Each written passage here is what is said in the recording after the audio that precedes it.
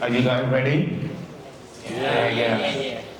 So first, welcome to Rugby Talkshow, hosted by Vivo in Saigon and MAAC today. And my name is Duy, and today I will be the MC, the host, or you can call me the moderator of this talk show. Yeah.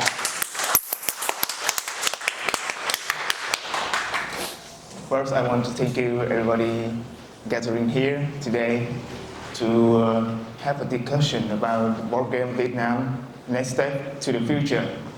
Okay, so first, I will introduce to you Mr. Vincent Yong. Give him a big applause. He is the current organized play manager of one of the most famous board game publishers in the world, Cool Mini or Not, or you can call Simon. Okay. So nice to meet you, Vincent. Nice to meet you. Thank you for coming. Yeah.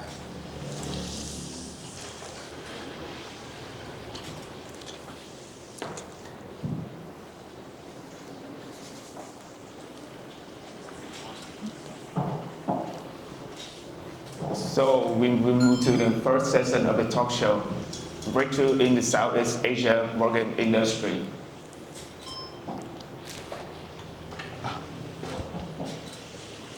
Okay, Vincent first. Can you talk a little bit more about you and your... Of course. Xin chào. My name is Vincent, and I am currently the organized play manager for Simon Asia Pacific. For the past 4 years, I've been serving with Simon as a sales manager around region. So what I do in organized play is to actually bring about events and also to let everybody know what Simon is all about. Okay, so first question of the day. Can you share about some notable milestone in the Southeast Asia board game market from the Simon's perspective? I think there are a lot of milestones that we see in the board game industry during this period of time. Yeah. And I would say that I would like to highlight two big milestones that we see. First is the entry of board games in mainstream media. One big notable, I would say, show that we all know about is Big Bang Theory. And they have already shown us that how fun is it to actually have board games included into their regular episodes. So they played everything from D&D to Pictionary, and I think this is a very good representation on how fun board games can be in a family setting. Another part that I would also like to highlight that the pandemic has also brought around a lot of changes, mainly good things for the board game industry. People have a lot of time and they are always looking for new ways to actually spend this time and try to get away from the screen time that they are all facing during the pandemic. Board games has given them a very good alternative to actually play, spend time with people, and also experience new ways on how these board games can be exciting to them as a lifestyle and as a hobby. Yeah. As you mentioned about the pandemic, what do you think about the post-pandemic effects on the board game community, especially in the Southeast Asia?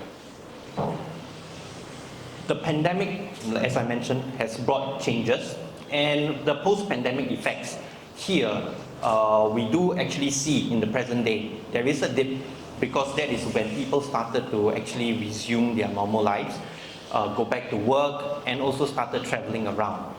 But we don't see this as a slowdown in the market, but I would say that transforming it to a much more deeper aspect of board games, where people who are already conversion into this hobby is looking for something deeper. Why not? People who are already actually playing games, they are looking for new things to explore. What more else can we have to offer to all these current hobbies and also future gamers?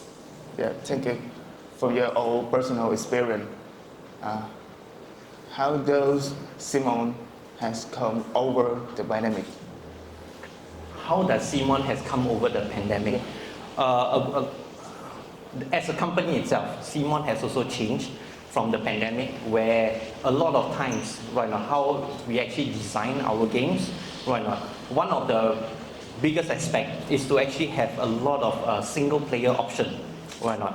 As people become isolated, we must also keep up with the times that, hey, I can't travel now to actually play with more people, but how to actually make the game more enjoyable. We come up with multiple single player campaigns to actually fit into everybody's schedule, everybody needs, providing multiple ways to play a game that actually you own. So all these are actually made available online and free, accessible to anybody who owns our games.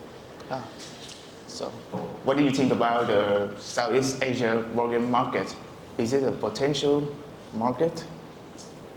The Southeast Asia market for us has always been a focus, and hence that's why Simon Asia started about in 2017. Our main core focus is actually to focus on the Asia market, because this is where we feel the next big thing is going to be. Yeah.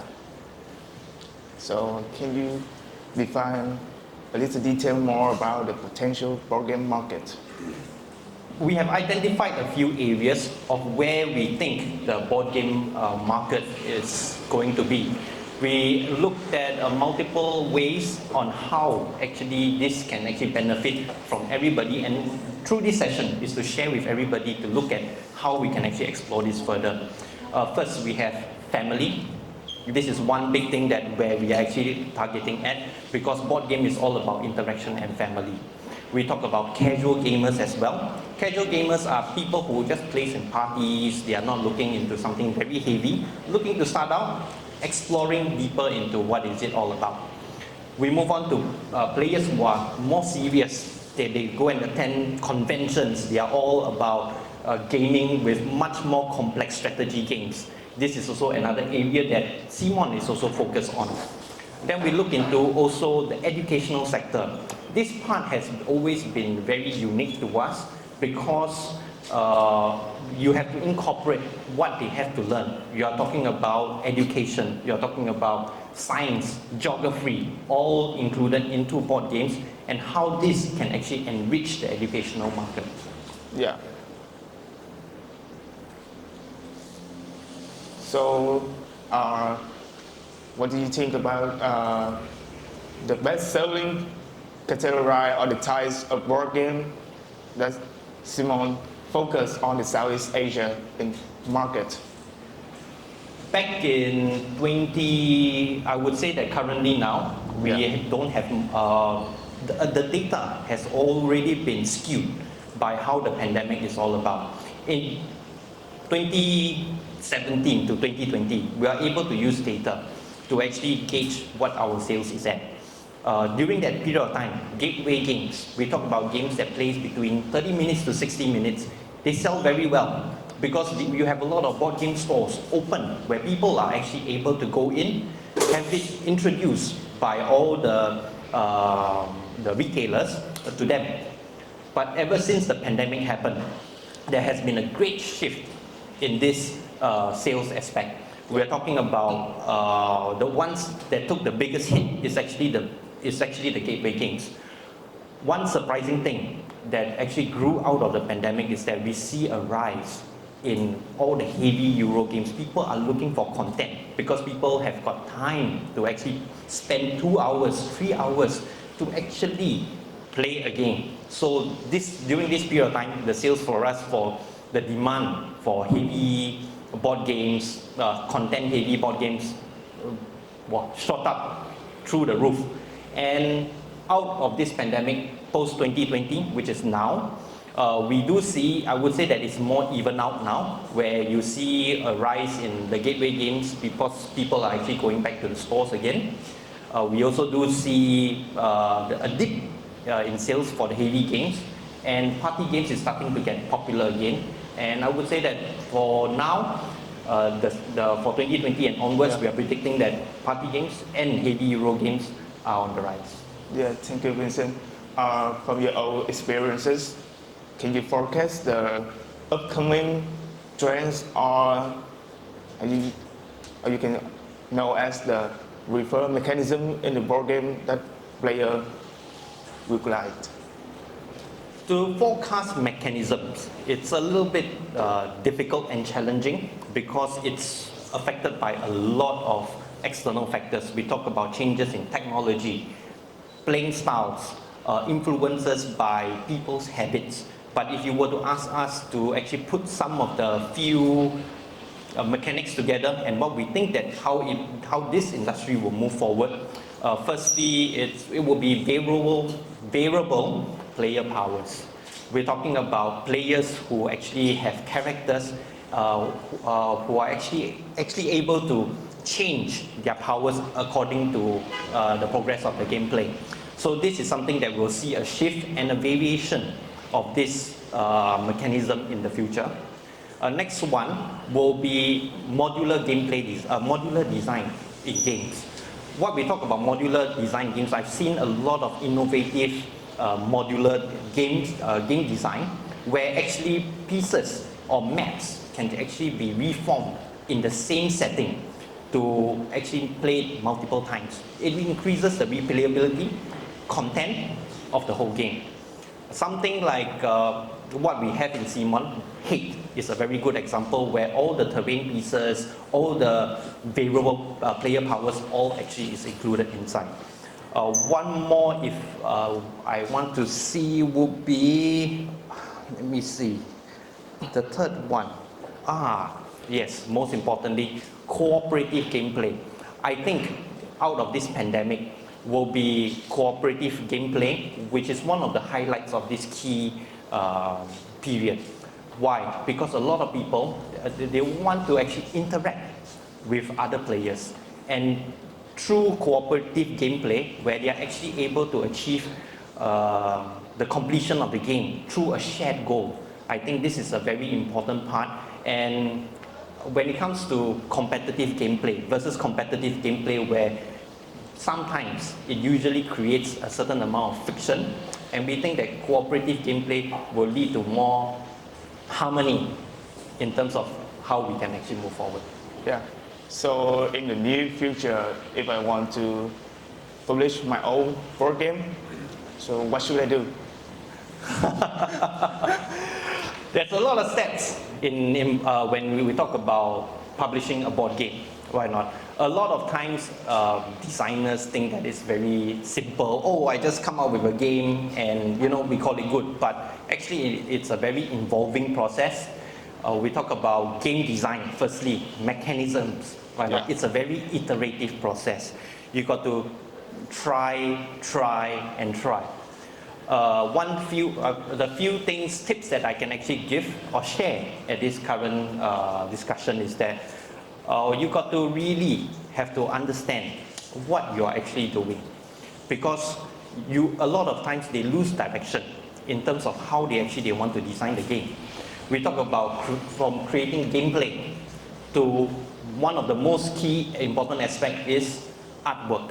How to actually get all these things together is actually through a community to actually discuss or look for people that, hey, we have a game, why not? But you're good in game design, but when you talk about artwork, it's a whole different thing together. And if you cannot get an artist to actually represent your game mechanics well, it can never make anything happen. A very complex game can always be simplified by well-placed iconography. A very simple and easy to play game can always be messed up by having a very messy table presence. So it's always important to look into the artwork of things to represent your game well. Yeah, thank you, Vincent. I want to ask you more about how does Simon support an indie board game publisher? For example, like us, the kind of a small market in the Southeast Asia, and I see. For Simon Asia, we feel that there is no market too small for how is it all about. That's why hence Simon Asia is here in Vietnam to actually explore the possibilities of bringing board games into the international market.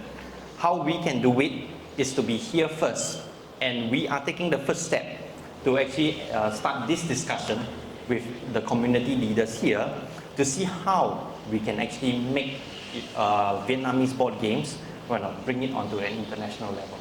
Yeah. So how do you think about the Vietnam board game market? I would say that it's very interesting. It's the second time I'm here. I'm looking forward to actually meeting more board game designers and see what kind of games that everybody can come up with. One keynote that I would like to share is that in so many board game sectors here in when it comes to board gaming, I've always encouraged board game designers or aspiring board game designers to actually move out of the party game segment because it's so competitive at that segment. We're talking about international level. But when you are able to move out and expand your horizon to look at games that are a little bit more complex, plays a little bit more longer, where you can actually add more content into it, I think that will give you a lot of room to work, not only just in terms of creativity, but also at a competitive level, at a competitive advantage to actually promote the game a lot further at the international level. Yeah. So what do you think about the standards for the retailer, for local retailer, board game store? Oh, that's very interesting because I would like to, the past few days, I also would like to thank Meeple in Saigon Queen for bringing me around to take a look at all the local stores. I think in Vietnam, it's a very interesting ecosystem that you have where the retailers and the board game stores, they actually coexist very nicely in this environment. It's not something that actually I see in the other parts of Asia where you have a retailer and a retailer that only sells game and a board game store that you only play. It's very interesting and how this thing can work together, and I really hope that everybody can actually expand on that and respect everybody's spaces when it comes to doing business. I think this is a very good, I'm very impressed by how this whole thing come about because it's really something that I don't see anywhere else. Yeah. Do you think that board game can intertwine smoothly with other hobbies like miniature games, puzzle, collecting stuff, some kind like that? Of course, it definitely can intertwine with a lot of other hobbies. Firstly, we talk about, let's go on with some examples. Like you mentioned, miniatures. How can miniatures be part of another hobby? We talk about miniatures is not just only a miniature. Most of the miniatures in this industry we know don't come painted. Why not? And all the players are able to actually explore their individuality, bring their concepts into reality through colors by painting your miniature. And of course, everybody loves to play with painted miniatures. Next one, we talk about collecting. Why not? Board games is all about collecting board games, miniatures. Everybody here has got a huge collection right now of board games and miniatures, myself included. So we talk about one of our range of games, which is Song of Ice and Fire, the tabletop miniatures game. This allows players to actually have a sense of pride in their collection. Like, oh, I've got everything from the Targaryen faction. Why not? Sometimes you just want to have a cup of coffee and just look at all the miniatures that you have. Yeah.